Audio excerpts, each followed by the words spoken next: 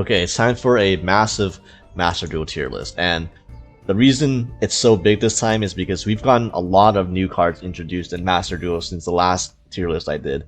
And it's not just from the most recent selection pack. You know, don't forget, there was another selection pack at the end of March where, you know, that released all the Dominus, you know, the Dominus Impulse and Dominus Purge. That selection pack, there are other decks from that too that we have to go over. And also there's new balance. So yeah, there's just been a lot of changes in like the past 2 or 3 weeks of Master Duel. But to get started with, let's get started with the card with the decks that everyone is excited about. Clear World. So this is a Clear Vicious Knight. For those of you who don't know what the hell Clear World does, I don't blame you. Don't worry, you probably won't have to know, because you're probably not going to be facing any Clear World decks above Plat 5. The Clear World is basically just this god-awful field spell that gives like harmful effects based on what attribute of monsters you control. It's for both players. It's really not that good. It's like kind of, honestly, it's Clear World is kind of a brick in the Clear World deck. As funny as that is to say. The only like thing about this deck is that this boss monster here, Clear Vicious Knight, is a skill drain on legs. It prevents your opponent from using special summon monster effects from monsters with lower attack than this card on the field, and this card gains attack based on your opponent's monsters. So technically it is a one-sided skill drain for special summon monsters attached to a monster. So I mean, there's like 5,000 better ways to floodgate your opponent, and there's also like 100 better floodgates than just specifically the one kind of floodgate that dies the monster negation. Yeah, this deck's not that good. This is probably going to be the worst deck on the tier list. We don't need to spend too much time on this. And next we have the Performage, which is also in the last pack, which is, you know, probably the worst pendulum deck right now in the game. Unfortunately, this got our errata to be the Plush Fire got an errata to be a hard one per turn, so doesn't even have that anymore. And I want to put it in Plat 5. Now, here's the thing, okay? Even though I'm putting it down here, it doesn't deserve to be this close to Clear World, to be honest. Clear World is so much infinitely worse than Performage.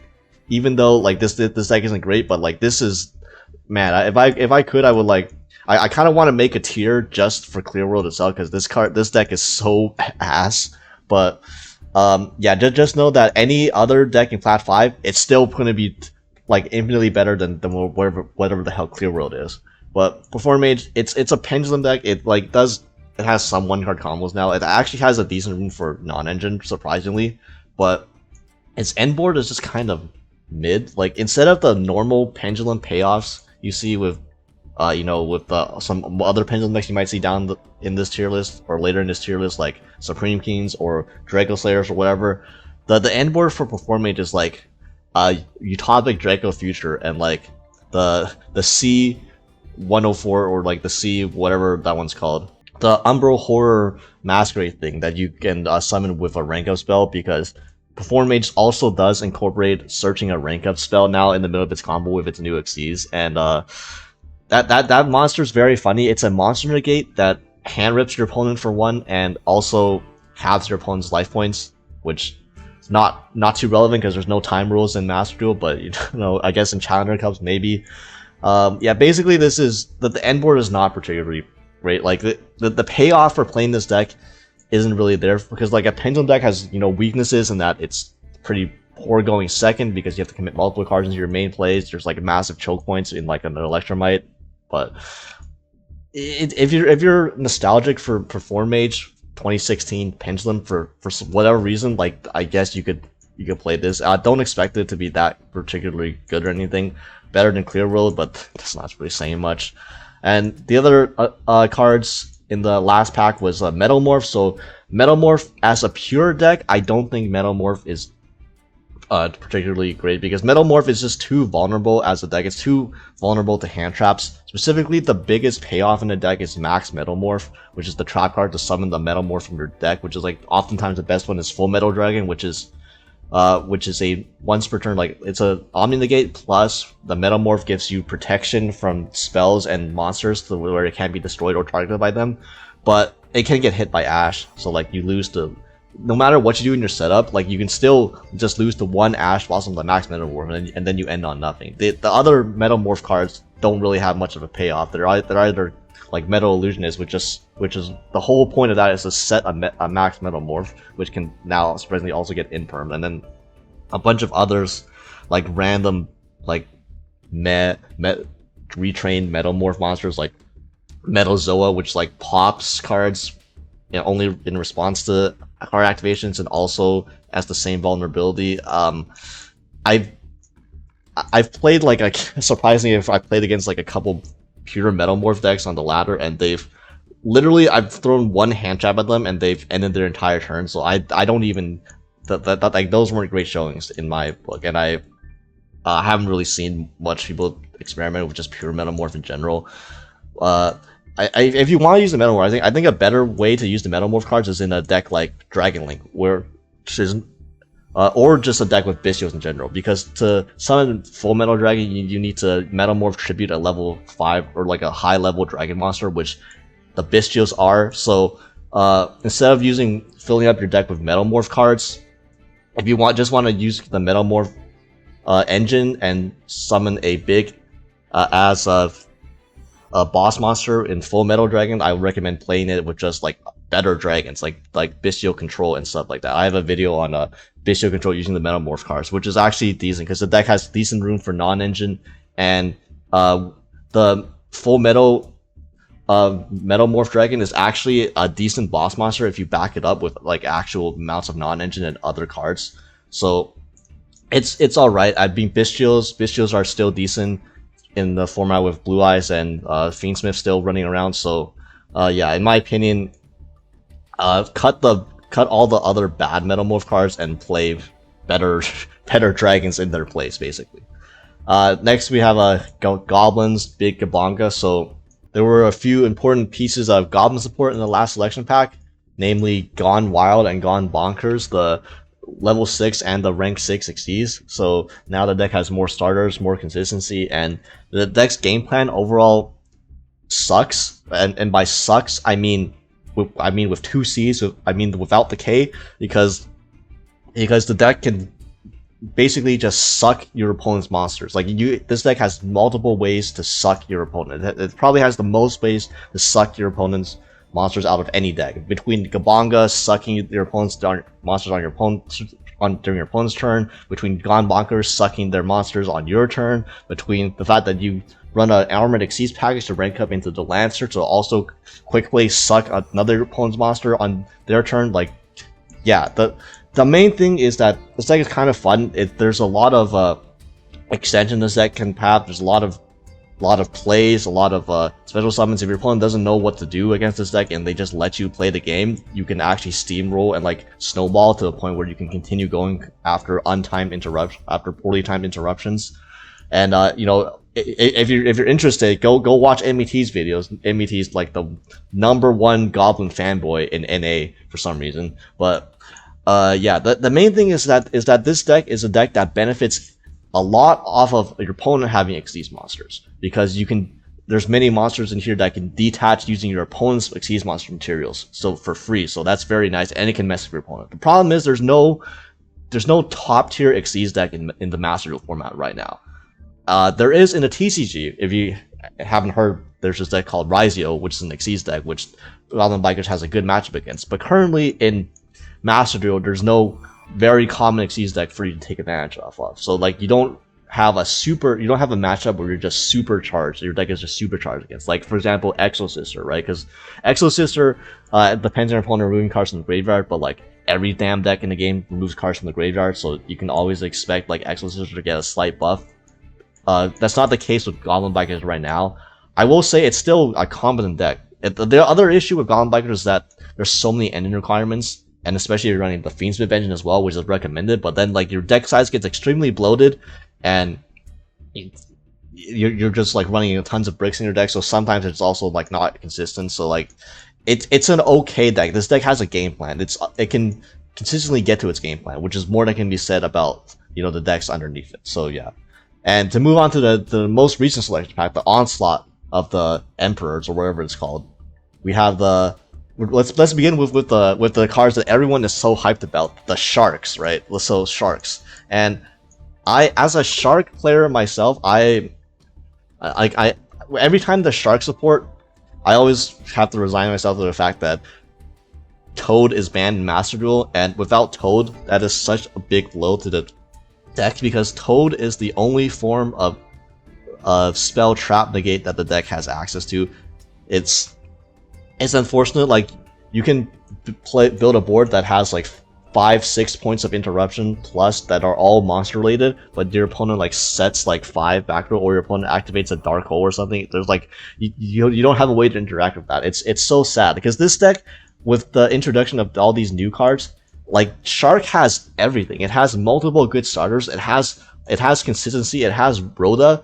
It has a Rhoda for its Rhoda, which, okay, that might be weird in Droll format, but the deck is super consistent now. You can have access to all of the best starters and all of the best extenders pretty much whatever you want just because of this consistency. You see big draws right here. It's crazy. You activate a spell, you get to special summon this as an extender from your hand for free, and then you get to search a card from any card from your deck. It's so insane. This deck is like mini Raizio in that sense. The cards, the starters, the extenders, they all search each other. The deck's consistent. It has everything you would want in a deck, except it just doesn't have the payoff of Toad. That's the most unfortunate thing. It's not the worst. It's not as bad as TCG. At least we still have Bahamut Shark and Master Duel, so you can go Bahamut Shark into the new Lavirtue Dragon to search Lavirtue Stream, which is a Icarus attack, which is nice. That's good and all, but I mean, the main thing is just like, let's say you're going second into a board, right? And you have to, then you go into Bahamut Shark. What would you rather, make? Would you rather make a Toad and Omnigate, or would you rather search an Icarus attack that you can't even use that turn, right? Man, this deck is so close to being good, but like it needs like a Toad replacement for some. I don't know if they'll ever print one, and there seems to be not. They don't seem to be printing more Shark support in the future, which is unfortunate, because this Bahamut Shark Toad was like the main bread and butter of the deck when it was legal, and it's been banned for like years, and every time they introduce new Shark support, it doesn't make up for the lack of Toad, which is unfortunate. But it's still a playable deck. Obviously, it's consistent. You can do it. You can execute the game plan of going into multiple. You can go into like 3-4 rank 4 Water Exceeds a turn very easily, and as long as you don't get blown out by spell and traps, which you don't have a way to answer. But as long as you can do that. You can OTK boards. You can, if your opponent is on a deck that's mainly on monster effects, your boards are enough to stop any amount of monster effects thrown at you. It's just that when they start introducing spell and traps into the mix, that's when it gets a bit more dicey. And next is Primite. So this Primite, this is not Blue-Eyes Primite. We'll discuss Blue-Eyes like later, shortly after. And this isn't like I'm not gonna include any meme builds, because like if you're playing a deck that's centered around a normal monster that's not Blue-Eyes, chances are it's probably gonna be down here in Plat 5, because like you don't need me to tell you that a deck centered around something like a Red Eyes Black Dragon or Summon Skull or any of those Bat Chest nostalgia monsters is not going to be exactly good. I mean, Blue-Eyes is good because Blue-Eyes has excellent support in spite of playing those monsters, whereas I don't think many other vanilla monsters have as good support. That being said, okay, so there's this one interesting build of Primite floating around, which I saw on Twitter, which was it was a 60 card Primite Fiendsmith Bestial list, and the reason Fiendsmith work is because there's this I can't believe I'm saying this. There's this vanilla level 1 light fiend monster called White Duston. So with the Primite support and being able to get White Duston from your deck, summoning White Duston is full Fiendsmith combo because we have Necrocrypt Pincers right now. So the idea that deck is like you can use your Primite cards to access your White Duston to do full Fiendsmith combo. You have a bunch of Bestials backing you up. You can set up a board of like Caesar and like a rank 2 and like a link 2, and the link 2 is going to be Verte Anaconda, because Verte is back, and now you can Verte for Destiny Hero destroy Phoenix Enforcer. So you end up with a board of like Bestials, hand traps, and like Fiendsmiths and Drill Beam as well, because Drill Beam is broken and it's like the best card in the entire Primite engine. It's like the reason to play Primite in the first place. So Yeah, that like got second place in like a Master Duel, like an OCG Master Duel tournament. So that's something to look out for. I admittedly probably not going to be the most common way you'll see Primite being played. The most common way you're going to see Primite being played is definitely Blue-Eyes. And so here's the thing, okay? I want to put Blue-Eyes up here. Like, technically, I think Blue-Eyes right now, in terms of representation, Blue-Eyes is seeing more play right now than Snake Eyes, Fiendsmith Snake Eyes saw during like when the Fiendsmith cards were released, and Snake Eyes Fiendsmith was the best deck, which is, you know, that's the power of nostalgia. Okay, I don't think Blue-Eyes is better than Snake Eyes Fiendsmith was. In fact, I think it still might not be better than Snake Eyes Fiendsmith even now. But you know, Blue-Eyes is far and away the most played deck right now. It's like not even close. It has like, last time I checked, it was like around 30% of the meta in like master rank, which is, after one day, and considering how expensive these cards are, that's quite crazy how much usage this deck has. And you know, this deck is very resilient with the Primite cards. Now this deck doesn't lose to any single hand trap except, I guess, Shifter, but like Shifters is a one, so like who cares about that? Not many decks play Shifter right now, but yeah, you can sequence your plays to where you don't lose to any one single hand trap. You know, Veiler, no matter what they Veiler, you still end on Spirit Dragon plus True Light.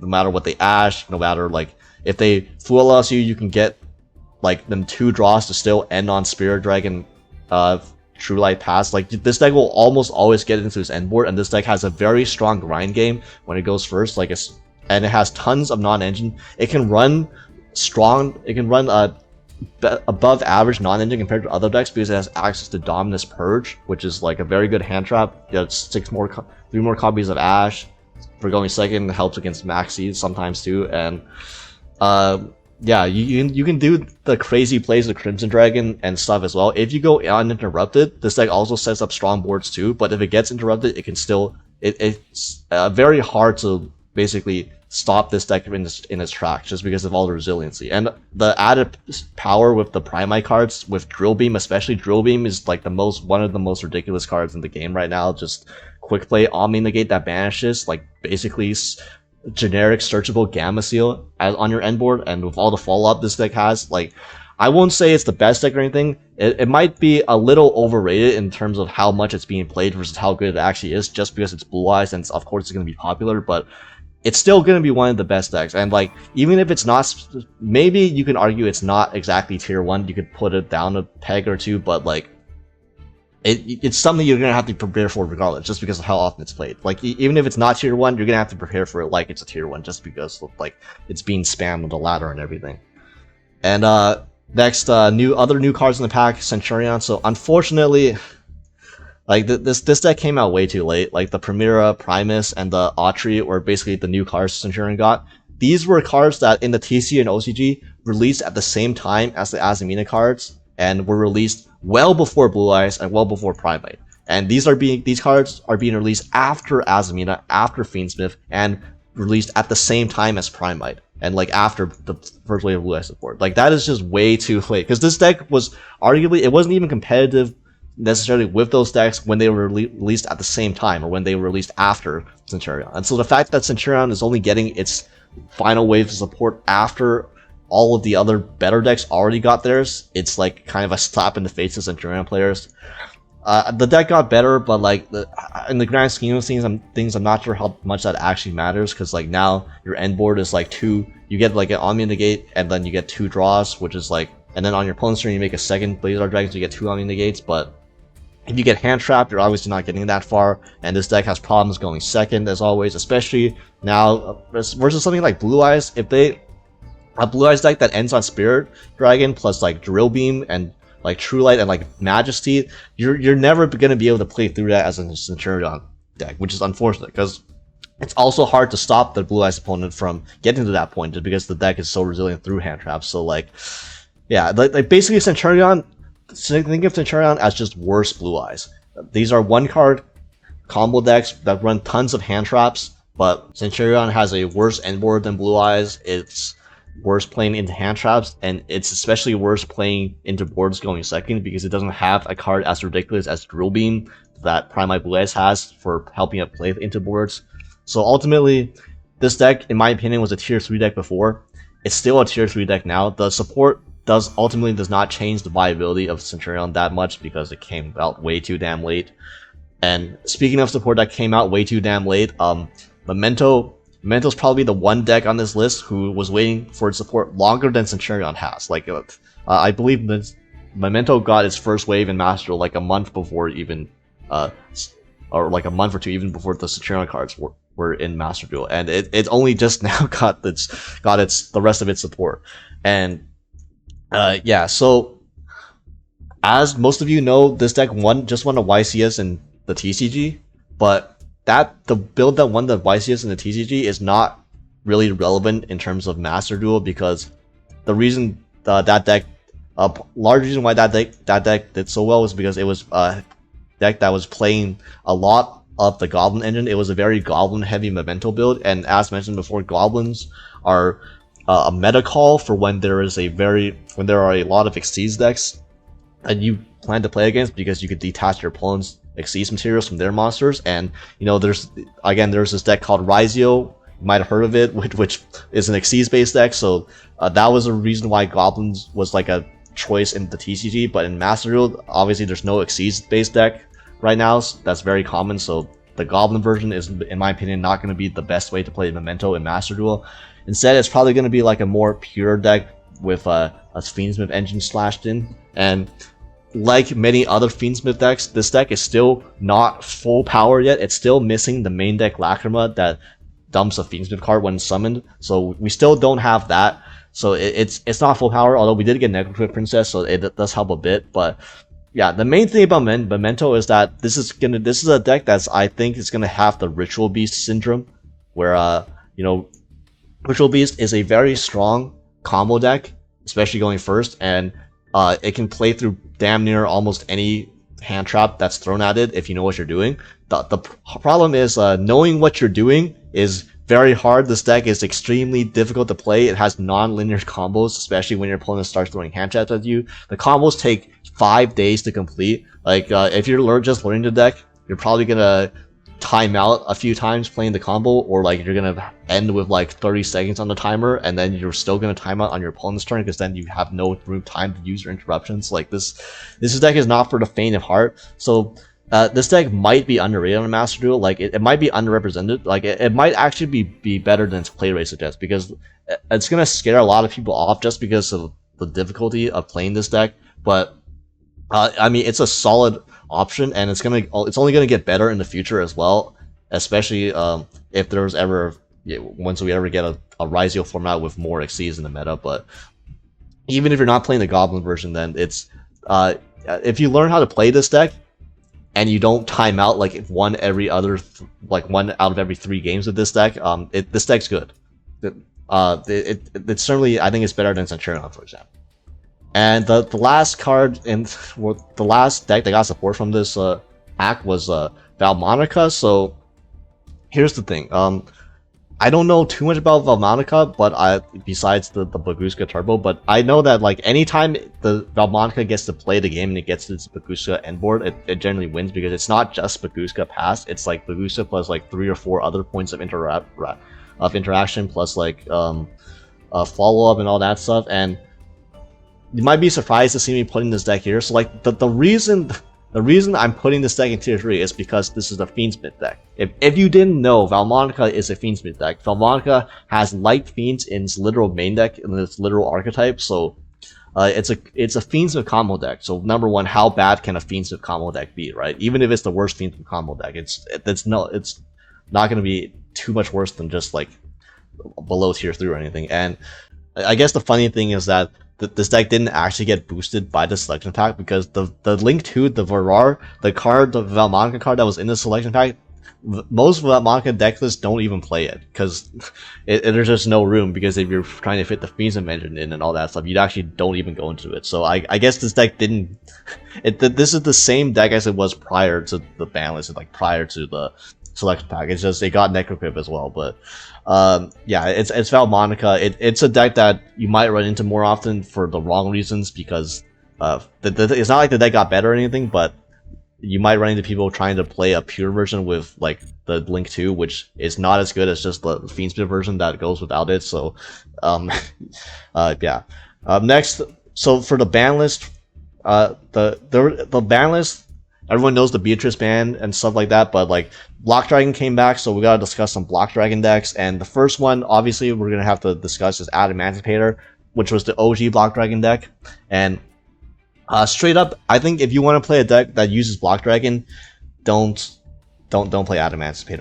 I think Adamantipator is probably the worst Block Dragon deck out of all the Block Dragon decks, because this deck is super outdated. The Adamantipator deck is very normal summon reliant. It's bad going second because it doesn't have room for non-engine, and you know, remember famously the grass Adamantipator decks of like 2022 that ran like 60 cards and like 6 hand traps. That's not really, or like 6 non-engine in general. That's like kind of not really gonna cut it in 2025. And the fact that you have to rely on your Adamantipator mills means that the deck is also RNG as well. And then there's a massive choke point on Gallant Granite searching your Block Dragon, because that's like pretty much the only way to actually get access to Block Dragon now, besides hard drawing it, which is Gallant Granite. So overall, like, if you're gonna play Block Dragon, do it in a different deck. So Block Dragon, I think there's a couple better ways to play Block Dragon. One of them is like it's like a very funny, gimmicky, like Earth Barrier Statue Vernisylph build that's like all Earth monsters, and like you're playing Earth Barrier Statue to like floodgate your opponent using the Block Dragon to get fodder and like to search the Earth Barrier Statue and like stuff like that, which I don't think that build's very too good. It's probably better than Adamantipator, but like the deck that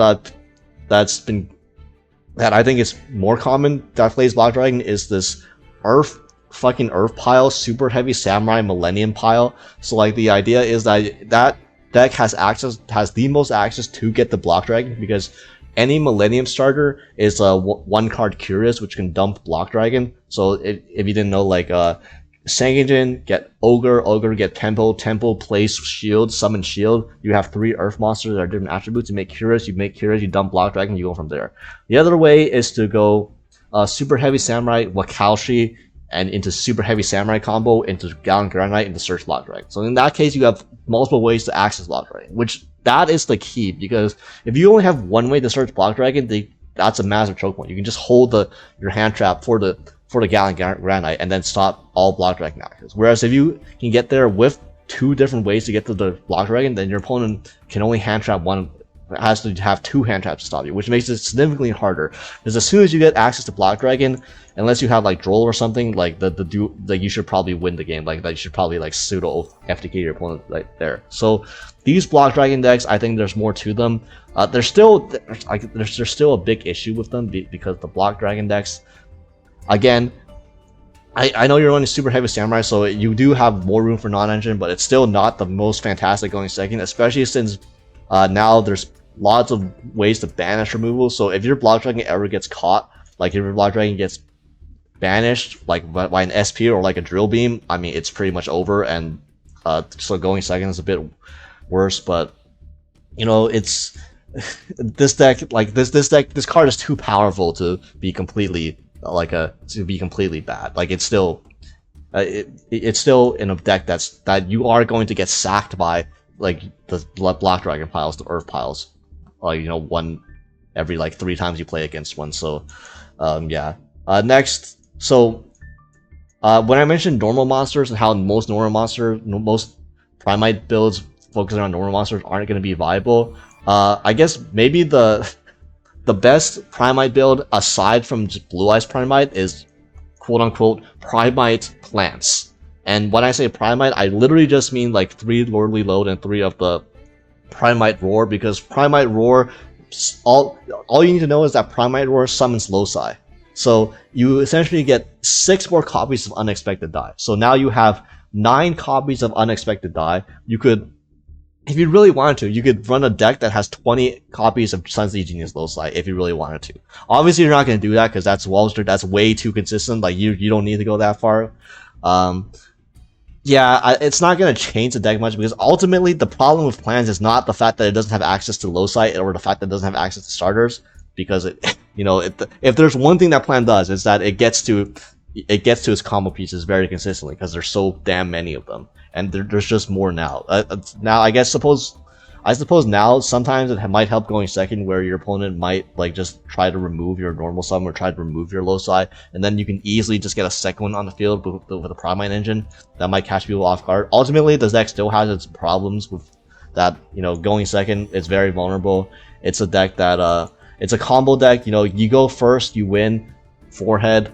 It's in fact, I'm just gonna put the Infernoble here right now because Infernoble and its plans are pretty much the same type of deck. Just like win the coin flip, win going first. It's very hard to stop unless you have specific hand traps that are floodgates, like Maxi, Droll. Scrolls half the time doesn't even work anymore. But yeah, going second, play into removal, rough. But you now have 9 copies of Unexpected Die and like 12 to 15 plus copies of Sunset Genius Loci. You will never break with plants now with the Primite engine, so that's something to note.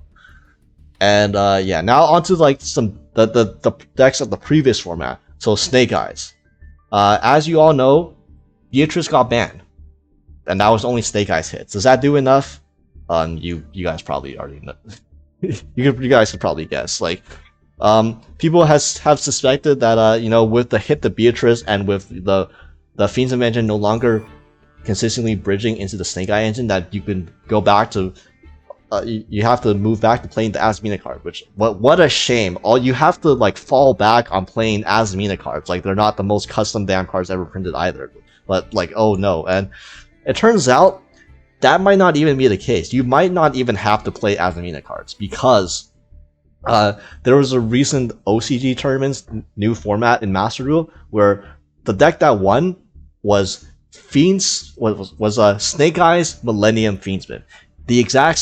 Almost the exact same deck as pre-banlist. The only thing was you swapped out the Photon Lords that you used to play before and like the Beatrice, you swapped them out for Zombie Vampire plus Pilgrim Reaper, which Pilgrim Reaper basically is a rank 6 where you can detach one and then mill 5 from both players' decks, which, as a wise man once said, Pilgrim Reaper is just 5 Beatrice if you believe hard enough.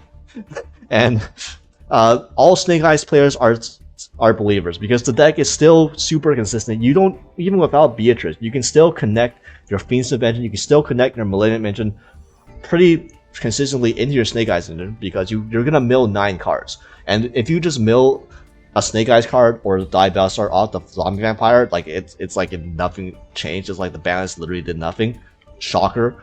But also, Pilgrim Reaper, when it mills 5, people are playing more copies of Original Sinless Bullets. People are playing like 2 or 3 copies of Original Sinless Bullets, because one Original Sinless Bullets is already full combo if you hard draw it anyway. So it's like it's not a bad draw at all, but it's an excellent mill. You mill it off Pilgrim Reaper, you mill it off Zombie Vampire, that's basically full combo. You just put back any Snake Eyes monster, any Die Bastard monster you might have milled in the process, and then you get your full combo that way as well. So yeah, the Beatrice, goddamn, they needed to address this deck much more. This is still probably the best deck in the format. It's just people aren't going to be playing this as much because of the hype for like Blue Eyes and the hype for the new cards. But don't get it twisted. Snake Eyes, Fiendsmith, Millennium, mind you, not even Azmina's yet. Just Millennium is up here. And if you're going to play the Azmina engine, it's also good. It's just slightly worse than the hand traps. But that's just, Azmina was like the best way to play Snake Eyes before we even discovered how to defeat the Millennium engine in the first place, and that was already like the best deck. So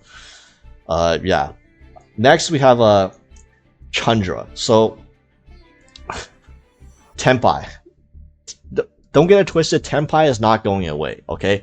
But I'm putting a Tenpai here, and it's not even because of the balance hits. Like, the balance put Kaiman from 2 to 1, like a big freaking whoop. Okay, you went from like 13 stars to 12 stars or whatever. Like, the deck is slightly less consistent, but the deck also got a slight buff because every time this deck gets hit, there's like new non-engine this deck can run. Like, remember, like after the DC, the massive DC where like Chandra went to 1 and like Fields went to 1, this deck got better because the all charms got released, and Tenpai became the best deck to play Full Loss on Perulia in. So it's like the ban list, the ban list clearly didn't do enough at that time, and now this deck got Dominus Impulse. So like as soon as this deck got Chiron from 2 to 1, Dominus Impulse got released, which is an insane hand trap. Another insane hand trap to add into the 30 non-engine that this deck already runs.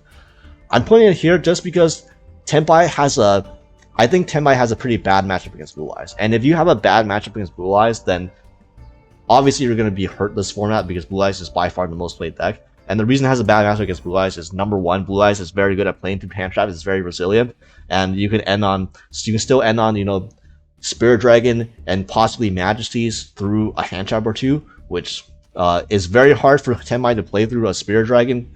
But also, the most popular deck in the format plays Dominus Purge, and any deck that can play the Dominus cards, either Impulse or Purge, automatically has a much better matchup against Tenpai, because now you just have like so you suddenly have 3 more outs, 3 more Ash Blossoms essentially you can throw at Sang and Kaiman, which is like the main scary part of the deck, which is at 1 now. So like if you stop Kaiman just once, you're guaranteed to pretty much win the game after. So yeah, the Tenpai I'm putting here tentatively as like probably the top of tier 2, not because they got too much worse, just because Blue-Eyes got better. But yeah. Next, the other best decks. So like the top 3 decks last format were Snake Eyes, Tenpai, and White Forest in some way, shape, or form. White Forest probably is the deck that got hit the most by the Beatrice ban, because you know, Snake Eyes, you know, just mill your engine forehead.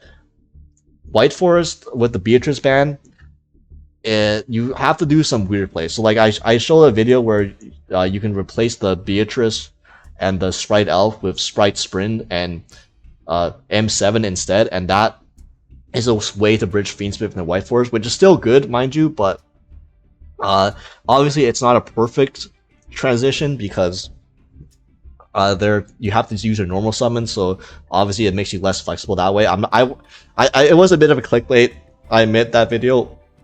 I've played around with the combos of White Forest without Beatrice, and they are a bit worse, but at the same time, a bit worse means that you're just going from 10 interruptions to 7 interruptions. Like, because the White Forest endboard before were just FTKs that also let you search anti-spell fragments, which, you know, I guess we can't end on 7 interruptions, 10 interruptions, plus search a floodgate anymore. We just have to settle with 7 interruptions, and sometimes searching a max seed, right? So, like, ultimately, this deck is still a very powerful combo deck. There are lines where you can use Chirozo as well with the Azamina cards, which I'm not a fan of because I don't want to have to rely on Azamina cards as stars if I don't want to, because those play worse than the hand traps. But this deck is still going to be good, and arguably this deck, there are decks that got hurt much more by the Beatrice hit that are Fiendsmith decks than White Forest, so I'm still going to put it near the top of tier 2. It's still a good deck. It's going to be harder to play, and it's going to see less play because it got worse while new cards got released and other decks got hurt relatively less than it. But yeah, but a deck that I think did get hurt more by the Beatrice hit was obviously Tear. Okay, so Tear, the main thing going for it was that Fiendsmith combo lets you go into Beatrice, and Beatrice is ridiculous in Tear because Tear can make use of Beatrice on both players' turns, and you can just quick play dump whatever you need for your engine. There's no Beatrice now, so now you have to go into Pilgrim Reaper and just Gappa, which is like the deck has always done. So now I think the deck now goes into like a maybe it runs a Millennium Engine, maybe it runs a Horrors Engine or something, but now you can go Zombie Vampire using the Millennium Engine, and then mill 4, then go into Fiendsmith Engine, into the Pilgrim Reaper, into mill 5. So the second potentially mill 20 cards in one turn if it really wants to. The problem is that at that point, if you're playing that kind of deck with like that's so engine heavy, you basically have very little room for non-engine, and this deck already struggled going second as is, and now it's going to be even more of a case. And especially like against Blue-Eyes, Spirit Dragon is kind of a bitch. Let's say your Blue-Eyes opponent gets to double Spirit Dragon, because they probably will, because you don't have that much room for hand traps. And then you're going to be like, damn, you're telling me my first 2 tier names are just going to get negated by the Spirit Dragons, and then if I ever get to Kikolos or Zombie Vampire or anything, it's going to get negated and banished by Drill Beam? Like, goddamn, bro.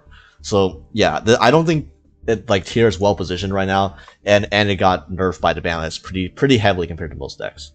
Another deck that got nerfed by the Beatrice ban. Again, another deck that got hurt more than Snake Eyes did by the Beatrice ban was Rescue Ace, because Rescue Ace, Beatrice is very important because Beatrice was the reason why a lot of hands in Rescue Ace turned to full combo, because Hydrant by itself or like other combinations of weird Rescue Ace cards in hand, like they were full combo because you could Beatrice dump like an Airlifter, or Beatrice like dump a Turbulence and then like revive it with Peruvian Princess, and then you get the combo that way. Without Beatrice now, one Hydrant is no longer full combo, and then it's like arguable whether you even run the Fiendsmith engine in Rescue Ace anymore, because like if it doesn't help you achieve like make more of your hands as starters or anything, arguably I think Rescue Ace now cuts the Fiendsmith engine because of the Dominus Impulse as well, because Rescue Ace can run Dominus Impulse if it cuts the Fiendsmith engine, which I think it should do now. But obviously at that point you're just playing pre-support Rescue Ace with Dominus Impulse and probably the Azamina engine, because without the Fiendsmith engine, you probably want to play the Azamina engine just because it lets you end on Ilya Sylvia, which gets you an Omni Negate, because otherwise you lose to every board breaker in the game, which still randomly comes up versus like Tenpai, for example. But yeah, the deck did get hit by the Beatrice hit way more than Snake Eyes did. Probably not as much as here, but yeah. Next is another Fiendsmith deck. So Chimera. I think Chimera also got hurt by the Beatrice ban. Maybe not as much as the last two decks. Like obviously, Beatrice hurt Tier and Rescue Ace and Light Force the most, but the Chimera deck is largely, I think it can be largely unchanged for the most part, because this deck also has access to Aerial Eater because it's a Fiend-based deck. Although I think a lot of the Aerial Eater lines involve using Beatrice anyway, so maybe you just don't even use that anymore. But I'm just looking at this now. I don't know why I put Tier up here. I think Tier... whoa, yeah, I think that was too high. I think it should be put along like this range, and like Chimera should be put along here to like represent these decks got hit by the Beatrice ban quite a bit, whereas Chimera is largely the same. It's just it loses like some lines, but like it's not a huge deal. It wasn't like the main line it went to like the other decks. And yeah, so now Snake Eyes. This might be me just being on a bit of copium or over-representing this deck, but I really think Fire King Snake Eyes is like one of the best decks now. I think it was one of the best decks last format too, but it was just mostly worse than Fiendsmith Snake Eyes was.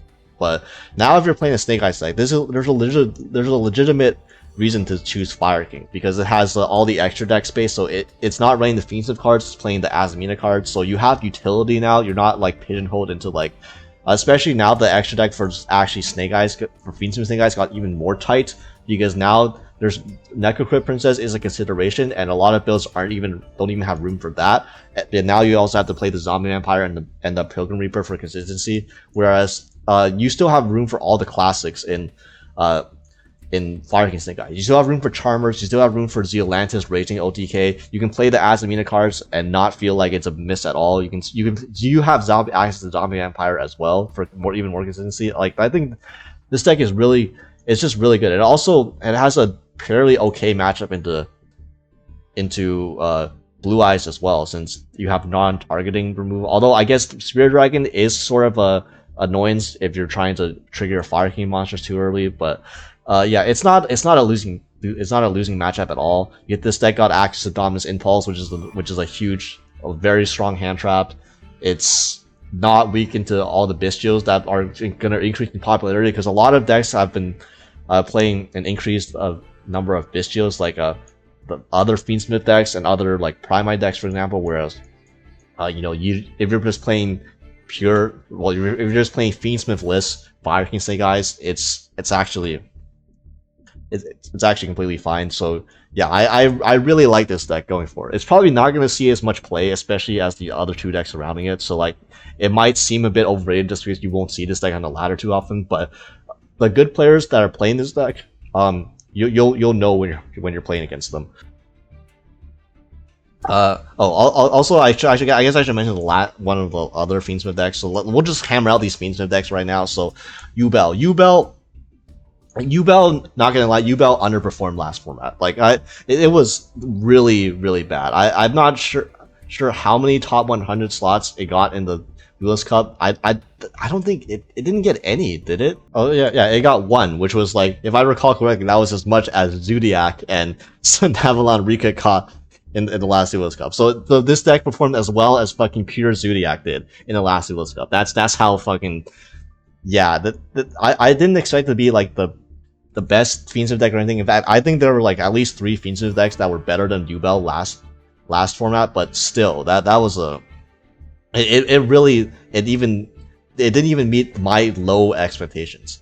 And now this deck still technically it has the problems it always had last format. But the thing is that this is the one Fiendsmith deck that did not get hurt at all. In fact, this is the one that got better after the ban list and the new cards. Because, like, you know, obviously lack of Beatrice hurts Snake Eyes, hurts White Forest, hurts these decks too.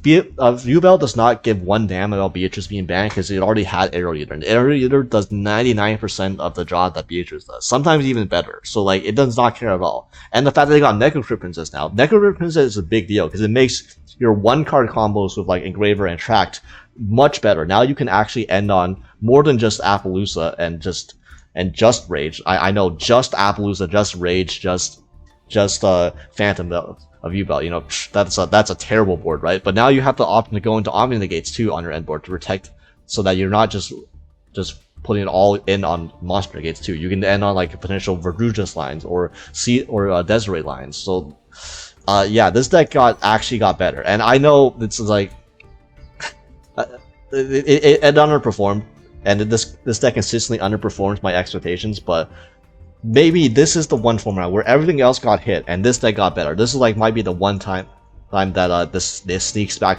up, this Yubel sneaks back into the meta, because it's basically now or never, because until like Lacrima gets released and then every other Fiendsmith deck gets better again. But yeah, Yubel, we'll see. This deck also is for some reason is not as popular, so you might just not see it either. And other Fiendsmith decks, so this is the Engraver is basically just every other Fiendsmith deck, so it kind of does include the Primite White Duston Fiendsmith deck too. But yeah, every other Fiendsmith deck got better, because the pure Fiendsmith decks and the decks that run light Fiends like a Vaalmonica, but also like you know, what was it called, Magical Musketeers, these types of decks, these decks didn't play Beatrice anyways, because you were a Fiend based deck. So if you had access to your Engraver and you weren't trying to bridge into another engine, that was your engine.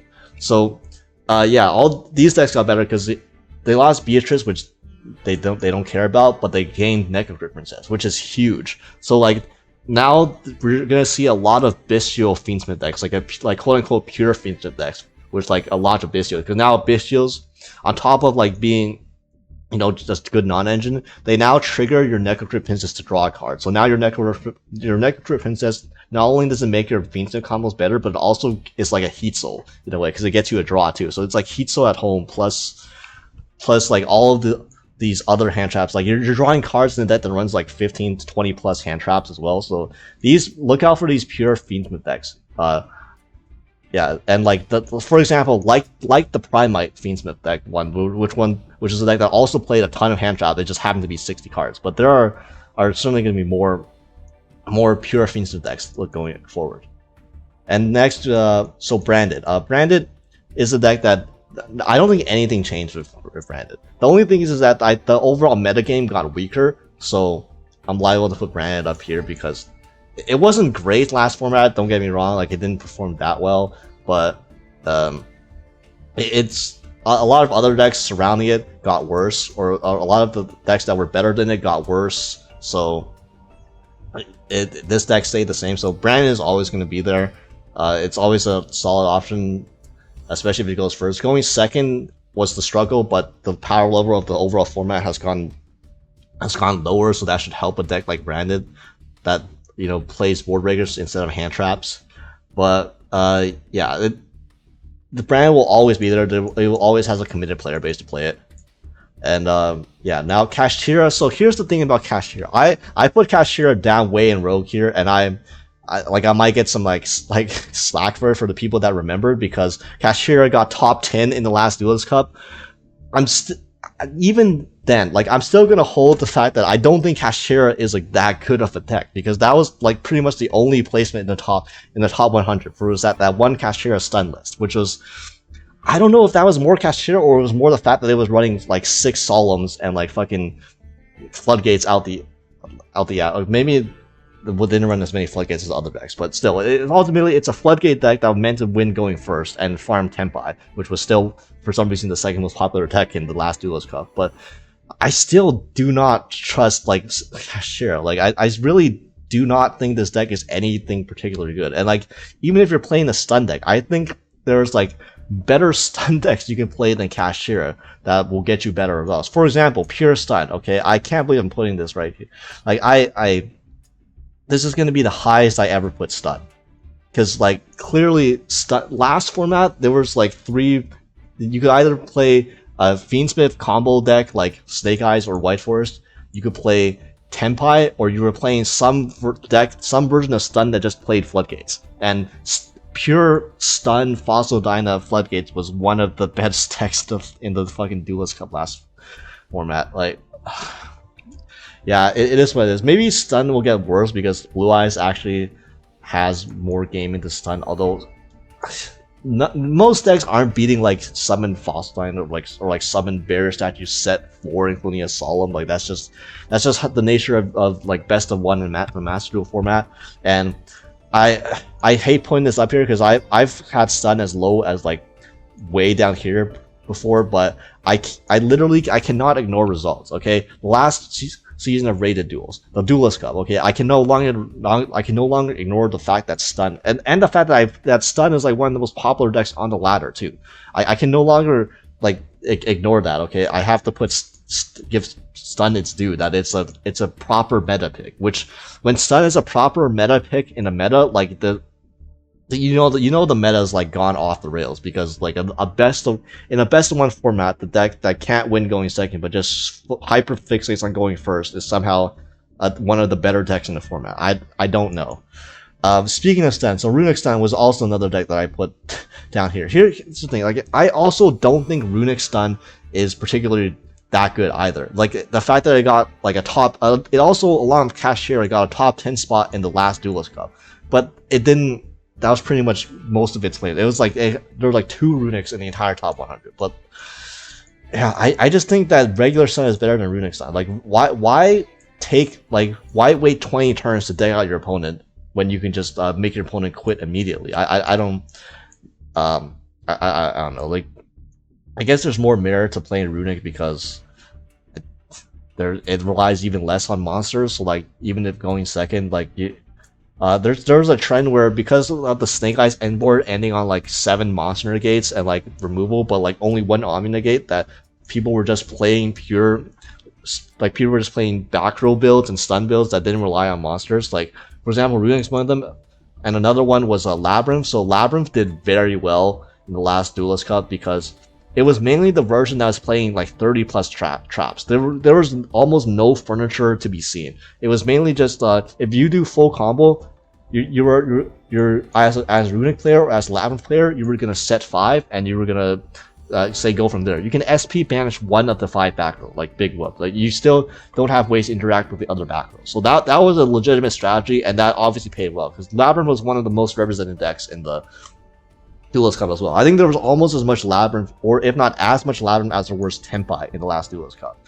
Not in the top 100, mind you, not like total, because obviously for most ranks Tenpai was way more common than Labyrinth was, but in the high ranks especially, there was so much Labyrinth. Like, oh my god, that was another reason why I switched my deck, because I was playing against too many Labyrinth, which were specifically designed to, number 1, farm Tenpai, and number 2, beat Blue-Eyes. And or not Blue-Eyes, Jesus, Snake Eyes, or the wrong eyes, my bad. Against the Blue-Eyes matchup, I think it might be a bit harder for it, because Blue-Eyes has a recurable drill beam that it gets back every turn, so there's that. And yeah, Blue-Eyes also has potential access to more Omni negates if Blue Eyes goes for the Crimson Dragon route with like ultimate Spirit Dragon and all that stuff, then yeah. Also, Blue Eyes has Majesty, which can pop the interface. So overall, I think Blue Eyes is like honestly maybe arguably a worse matchup for it than the Fiendsmith Snake Eyes deck was without the Azumina cards. But yeah, again, I underestimated Labyrinth last format. I put it somewhere down here. In reality, it was like maybe like the 4th, 3rd, or like 5th best deck, like anywhere around that range. So clearly, I was wrong about that. So I'll make up for it by like putting it at the top tier 3. So Melodious. The only thing that changed with Melodious is that since the last tier list I did, Melodious got Dominus Purge. Yeah, and the popularity of Retaliating Sea died down because people stopped playing Azumina cards as much, which means that as a Melodious player, you're not gonna get caught in the crossfire of getting your fucking Ostonado or first movement solo Retaliating Seed. But other than that, I think it's fine. It's a fine rogue deck. It probably got better, like overall, just because most decks got weaker, and then it got a buff in Dominus Purge, which Dominus Purge is a solid hand trap. So yeah, and that gives it a better matchup versus Tenpai. Although Tenpai might see a slight dip in play just because of the balance hit and all the hype for all the new cards. But yeah, not much to say there. Math Mech, so Math Mech, yeah, I don't really trust Math Mech right now in a format where like Bestials, anytime Bestials get an increase in play, which seems to be now, because now people are with the release of Necrocript Princess, there are more pure Fiendsmith decks floating around, and like decks that are running Bestials with Primites and stuff like that.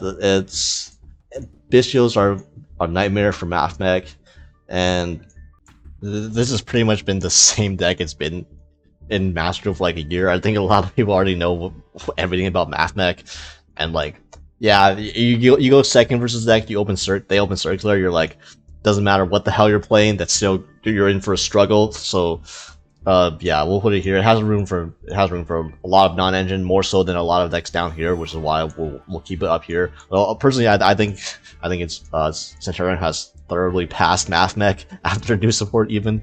But yeah, Flu, have not seen this deck in a while. Probably for good reason. If you're gonna play a deck that plays Floodgates, I think there's I've already showed you the better options for decks that can main deck Floodgates over Flu that aren't like, I guess Chimera is just as bricky as Flu is. So maybe there's some merit to this. Doesn't lose the Maxi, but goddamn, if you ever get trolled by this, that's obviously a nightmare. So going second's a nightmare. We'll keep this here until somebody does something with this deck, then beyond just like getting to Master 1 with it. And we'll keep it down here. Exodia is a deck that I probably overrated quite a bit. Yeah, I still think there's something to it. There was like one Exodia in top 100. There's nothing special. It was clearly this deck didn't perform as how I thought it would, but at the end of the day, it's a deck with 18 starters, and it supports Floodgates very well. It doesn't mind hand traps for the most part. Although, admittedly, versus the Blue Eyes deck in particular, because the Blue Eyes is a purge deck, and anytime you play a deck that is true. So the Dominus cards, Dominus Purge and Dominus Impulse, they're actually really bad. They're actually really bad for Exodia, because now your opponent, any deck that plays Purge has 6 copies of Ash Blossom. So now they have more ways to like actually stop your searching of your Ankh in the first place. But also, let's pretend like you're playing against a Dominus Impulse deck, such as Tenpai or Fire King Snake Eyes or Rescue Ace, and then they impulse your Ankh. Like, what the hell do you do then? Like that sounds nightmare. I've never had that happen to me, thank God. But like, I could imagine that if that did, I would want to just switch off Exodia completely. That's enough to make me just switch off Exodia. Yeah, and then next is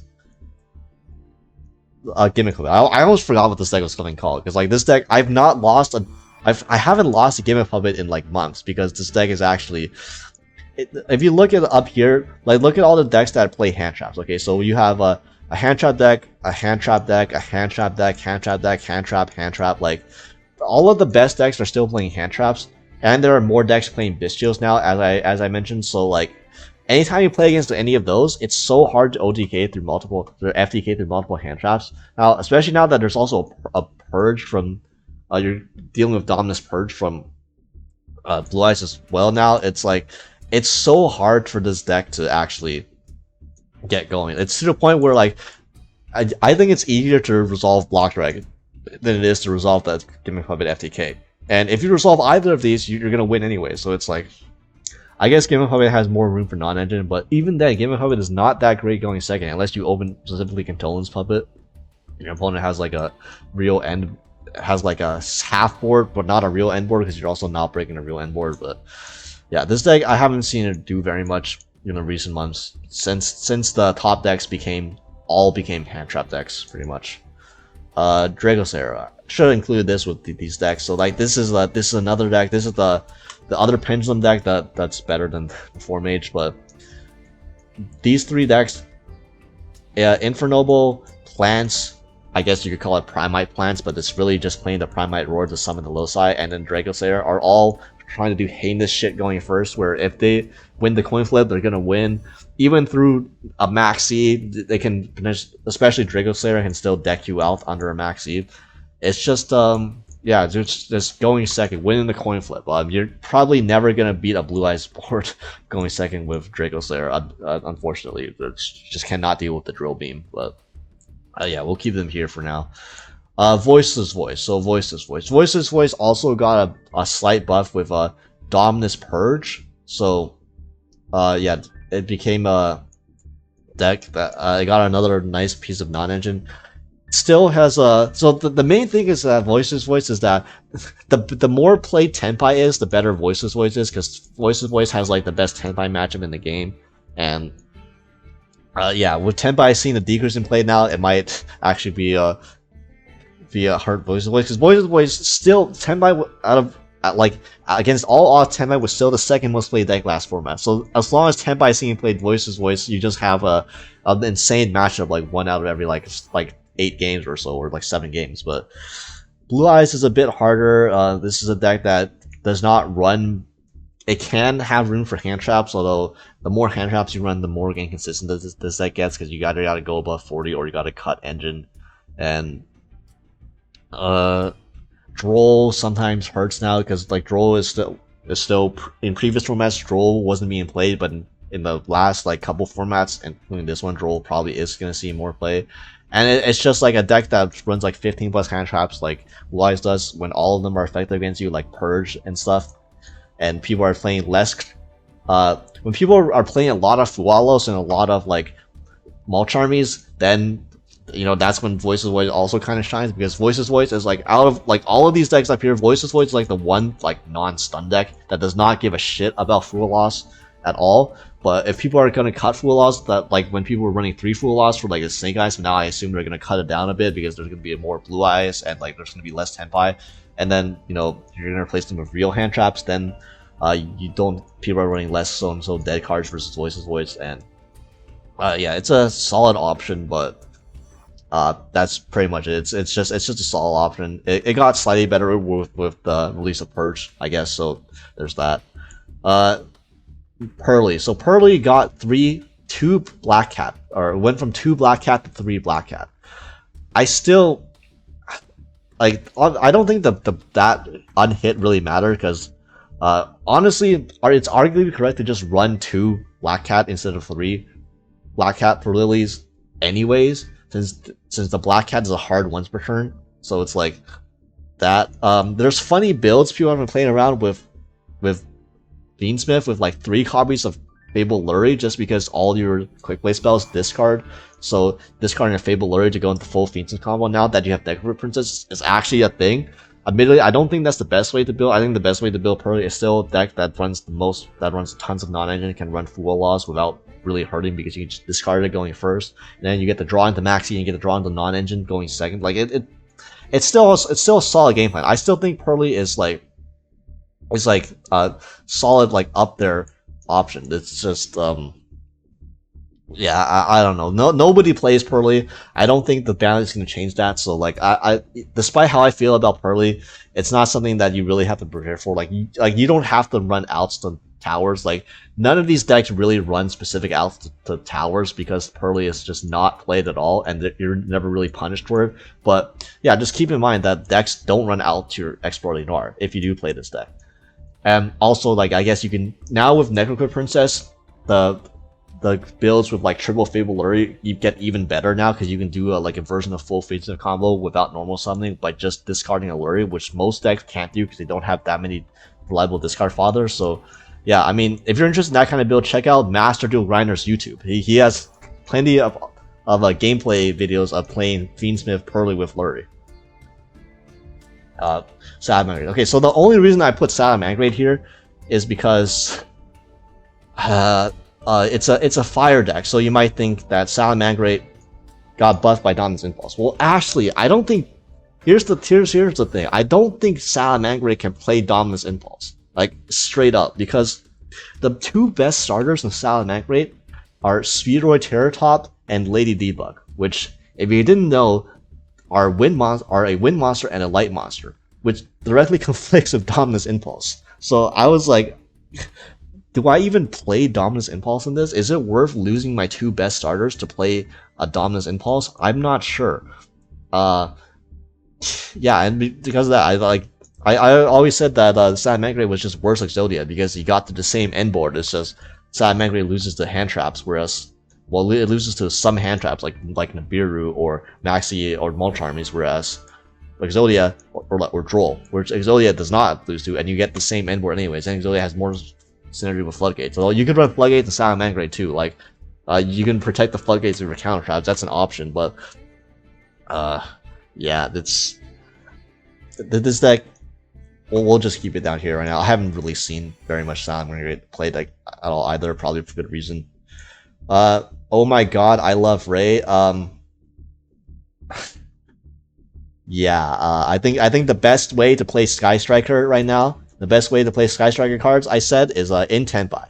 So it's yeah, baby. If you want to play your Sky Striker cards, play them with the funny dragon man. Okay, Chandra has the same amount of attack as Ray. If you squint really hard, Chandra is just fire Ray. Like, look, she even has flames in her picture right now. She's just one step away from being a Chandra.